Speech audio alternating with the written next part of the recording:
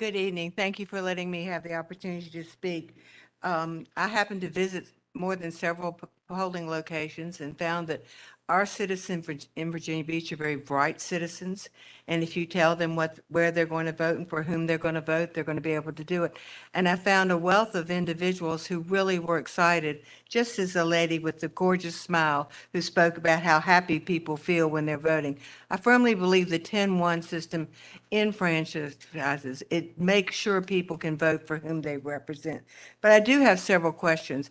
I think that we don't know as a city much about the two laws that were passed in 2021 that actually negate the reference of talking about an at-large system um, that could still be in place. And so I think would like for the city to educate us on more on those bills. I also wonder what will happen, since in the presentation we just saw, the indication was that they wanted to have the charter changed by 2024. Well, I'm not suggesting that we would lose one of our council members to death or sudden illness, but what if someone had to change their job? How would that person in 2023, this very year that we are now in what system would they be elected? If they have not been elected we just finished electing, they would be in an old system. How would we choose to do that? There is not sufficient guidance from anyone, and we need to have that clarified for us too.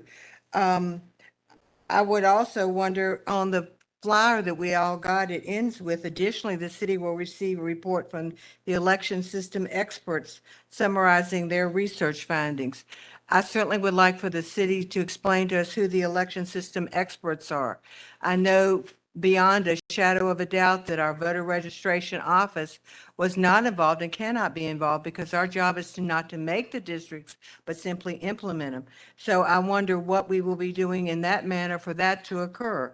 There are many other questions that exist, but the one thing that is important that we remember that we are here, we are electing representatives to represent us, and they need to represent us proportionately. And finally, when technical changes are made in the boundaries that were drawn by a person who does not even know our city. Another example would be the Vibe District, which some of you know has been really touted as an affirming, growing thing. That was divided in half.